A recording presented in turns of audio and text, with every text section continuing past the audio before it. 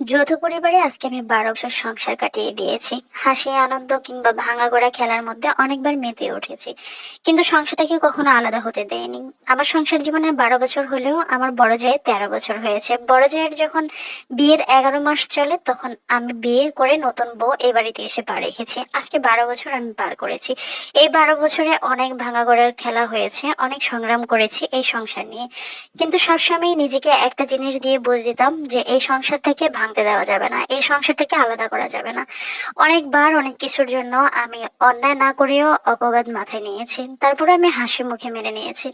কারণ সংসার জীবনটা এমন একটা জীবন যেখানে আমি আগে থেকে কোনো কিছু তৈরি করে এসেনি। মা বাবা জন্ম দিয়েছে, বড় করেছে, বাবা মার বাড়িতেই বড় হয়েছে কিংবা সেখানেই পড়াশোনা করেছি। এখানে সম্পূর্ণ নতুন একটা জায়গায়, এখানে সবাই আমার মন মতো হবে না। এরকম ভাবে হাসি আনন্দ কান্নার মধ্যে দিয়ে 12টা বছর পার করেছি। আমার শ্বশুর শাশুড়ি যেহেতু বড় দুজন ছেলে, তারপর ছোট ছোট 3টা মেয়ে। ওই 3টা মেয়ের বড় ননদটাকে আমি আসার আগেই বিয়ে দিয়ে দেয়। আর আমি এসে আমার 2টা ননদকে পাই, তাদেরকে নিজের ছোট বোনের মতো করে আগলে রেখেছিলাম আদর যত্নে। আমার হাজবেন্ড ঢাকাতে ব্যবসা করে। যখনই আমার জন্য একটা কাপড় এনেছে, তখন তাদের জন্য 3 পিস এনেছে, আমার শাশুড়ির জন্য এনেছে, আমার জায়ের জন্য এনেছে। আমার বাসুর দীর্ঘ 25 বছর নাকি বিদেশ করেছেন। আমি যখন এই বাড়িতে এসে পা রাখলাম, তখন আমি দেখতে পেলাম আমার হাজবেন্ডের সাথেই আমার বাসুরও আমার হাজবেন্ডের দোকানেই থাকে।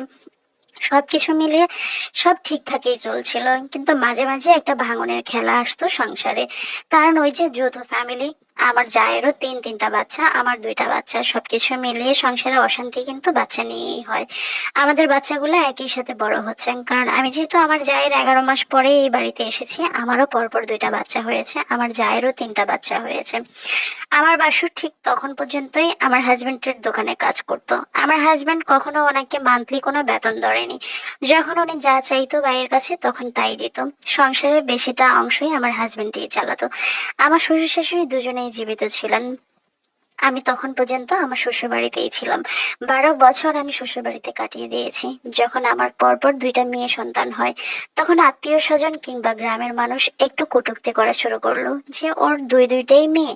কারণ গ্রামের মানুষ অনেক কিছু বলেই কষ্ট দিতে পারে। সেজন্য আমার হাজবেন্ড চিন্তা করেছে, 12 বছর তো গ্রামে ছিল, মেয়েরা যখন বড় হচ্ছে, যেহেতু আমার 2টাই মেয়ে আর আমার মেয়েরা দেখতে তার বাবার মতো হয়েছে, গায়ের রংটা একটু শ্যামবর্ণ হয়েছে, এই জন্য মানুষ অনেক সময় দেখা যায় ইয়ার্কি করেও বলে, মেয়েদেরকে কিভাবে বিয়ে দিবে, তোমার মেয়েরা তো কালো হয়েছে।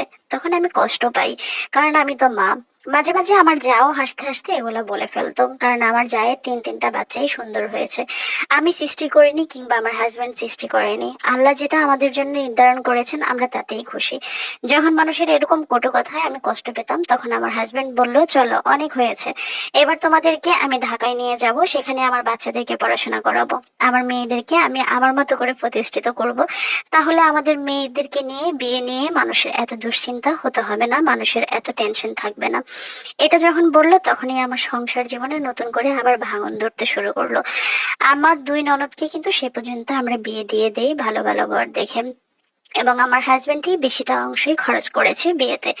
এগুলা নিয়ে আমার কখনো মাথা ব্যথা ছিল না, কারণ আমার বাসুরের ইনকাম থেকে আমার হাজবেন্ডের ইনকাম ভালো ছিল। আমার বাসুর আমার হাজবেন্ডের দোকানে প্রায় 5 বছর ছিল। সেখানে আমার হাজবেন্ড হয়তোবা তাকে খুশি করতে পারেনি। আমার বাসুর হঠাৎই বলল সে তার বাইরের সাথে ব্যবসা করতে চায়। আমার হাজবেন্ডও তাকে কিছু টাকা পয়সা ধার দিল। এখন আমার বাসুর তার বাইরের সাথেই ব্যবসা করছে ঢাকাতে, তবে বেশিটাই উনি বাড়িতেই আসা যাওয়া করেন। সবকিছু মিলিয়ে ওনারা ওনাদের মতো সবকিছু গোছাতে শুরু করেছেন। আর এদিকে আমার হাজবেন্ড যখন ডিসিশন নিয়ে ফেলেছে আমার বাচ্চাদেরকে ঢাকাতে পড়াবে, তখনই আসলে বিপত্তিটা সংসারে নতুন করে তৈরি হলো। আমার শ্বশুর শাশুড়ি সে পর্যন্তই সবকিছুই ঠিকঠাক মনে করেছেন। যখন আমার হাজবেন্ড সবাইকে ডেকে এনে বলেছিলেন, আমার 2টা মেয়ে সন্তান হয়েছে, সেটা নিয়ে আপনাদের যথেষ্ট চিন্তা, কিংবা আত্মীয় স্বজন গ্রামের মানুষের বাড়ির মানুষের অনেক বেশি টেনশন, আমি এই টেনশনে কাউকে ফেলে রাখতে চাই না, আমি আমার মেয়েদেরকে ভালো ভালো স্কুলে পড়াশোনা করাবো, আমি আমার বউকে ঢাকায় নিয়ে যাব এবং একটা ছোট বাসা নিয়ে তাদেরকে নিয়ে সেখানেই থাকবো। তখন এই বিপত্তি নামলো। আমার যা অলরেডি বলেই দিয়েছে, ওনার পক্ষে একার পক্ষে সম্ভব না আমার শ্বশুর শাশুড়িকে দেখে রাখার। এটা বলেতে আমার শাশুড়ি খুব কষ্ট পেয়েছেন, আমার শাশুড়ি রীতিমতো কান্নাকাটি শুরু করেছেন। তখনই সংসার আলাদা হওয়ার প্রশ্ন উঠলো। আমার হাজবেন্ড রাগের মাথায় বলেই ফেলেছে, আপনি যখন মা বাবাকে দেখেই রাখতে পারবেন না, তাহলে সবাই সবার মতো করে আলাদা হয়ে যাওয়াটাই উত্তম। এই কথা বলাতে আমার শাশুড়ি আরো বেশি কষ্ট পেয়েছেন। আমিও কখনো চাইনি সংসার আলাদা হোক, কারণ আমিও চাই সবাই একসাথে থেকে ছেলে মেয়েগুলা বড় করুক। আমার কাছে কখনো আলাদা সংসার পছন্দ না, আমি সবসময় যৌথ ফ্যামিলি পছন্দ করি। এবং এই 12টা বছর আমি অনেক অপমান অপদস্থ হয়েছি, তারপর আমি কখনো আলাদা হওয়ার চিন্তা করিনি। আমি জানি আমার হাজবেন্ডও চিন্তা করেন, তবে রাগের মাথায় সে তার ভাইয়ের বউর সাথে এমন উত্তরেই দিল। আমার বাসুরও বলেছে যে আর সম্ভব না মা বাবার সেবা যত্ন করে এভাবে দেখে শুনে রাখা। আমার হাজবেন্ডও রীতিমতো বলেই ফেলেছে যে তাহলে আমি দায়ভার কেন নেব, এত বছর তো আমি সবার জন্য অনেক করেছি, আর আপনারা একটু সেবা যত্ন করেও সহযোগিতা করতে পারবেন না? তখন আমার শাশুড়ি কাঁদতে কাঁদতে বলছিল যে আমাদেরকে নিয়ে তোদের এত কষ্ট করতে হবে না, আমরা যদি দিন এনে দিন খেতে পারি তাহলে তোদের তো কোনো সমস্যা নাই। আমার শাশুড়ির একটাই আবদার, একটাই কথা, ওনার তিনটা মেয়ে শ্বশুর বাড়িতে আছে। প্রতিটা মাই চায় নিজের মেয়েদেরকে আলাদা করে একটু আদর আপ্যায়ন খাতির করার, মেয়ে শ্বশুরবাড়ির মানুষদেরকে একটু দাওয়াত করে খাওয়ানো, কিংবা মেয়েরা আসলে নাতি নাতনি সহকারে একটু আদর আপ্যায়ন করানো। যেখানে সংসার আলাদা হয়ে গেলে আজকে এইজনের ঘরে কালকে ওইজনের ঘরে মা বাবারই খাবার খুঁজে খুঁজে খেতে হয়, সেখানে মেয়েদের কিভাবে আদর আপ্যায়ন হবে?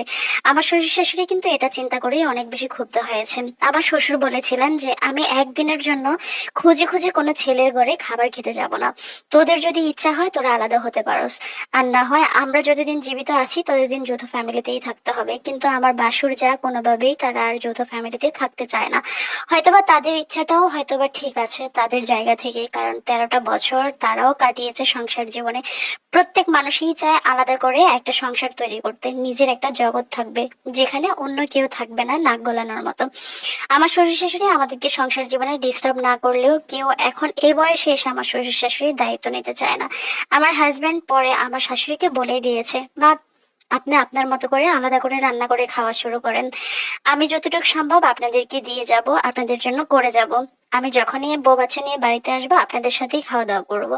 তার মানে এটাই এখন কথা দাঁড়ালো যে আমার বাসুরকে আলাদা করে দেওয়া হচ্ছে। এটা নিয়েই রীতিমতো আমার বাসুর আমার হাজবেন্ডের সাথে অনেক অকথ্য গালমন্দ করেছে যে আমার হাজবেন্ড নাকি তাকে আলাদা করে দিচ্ছে। আসলে বিষয়টা এরকম হয়নি। আমার হাজবেন্ড শুধু চেয়েছিলেন আমার সন্তানদেরকে ভালো একটা পরিবেশ দেওয়ার জন্য, তবে আমার হাজবেন্ড সর্বোচ্চ চেষ্টা করেছেন এই সংসারকে আগলে রাখার জন্য। এখন আমার বাসুর আলাদাই খাচ্ছেন, আর আমরা আমার শ্বশুর শাশুড়ির সাথে। আমি যখনই আমার মেয়েদের স্কুল ছুটি হয় চলে আসি, আমার ননদদেরকে ডেকে এনে আমরা একসাথে 1 সপ্তাহ 10 দিন 5 দিন 10 দিন যে কয়দিনেই থাকি, আমরা একসাথে বাজার করি, একসাথে আনন্দ করি, একসাথে খাই। কিন্তু আফসোস হয় যে আমার বাসুর আমার যা সামান্য কথা নিয়ে ভুল বোঝাবুঝি করে আলাদা করেই খাচ্ছেন এখন। হয়তোবা সবাই যদি একটু স্যাক্রিফাইস করতো তাহলে সংসারটা অনেক সুন্দর হতো, অনেক ভালো থাকতো। অনেক কিছুই আমি এখন মিস করি।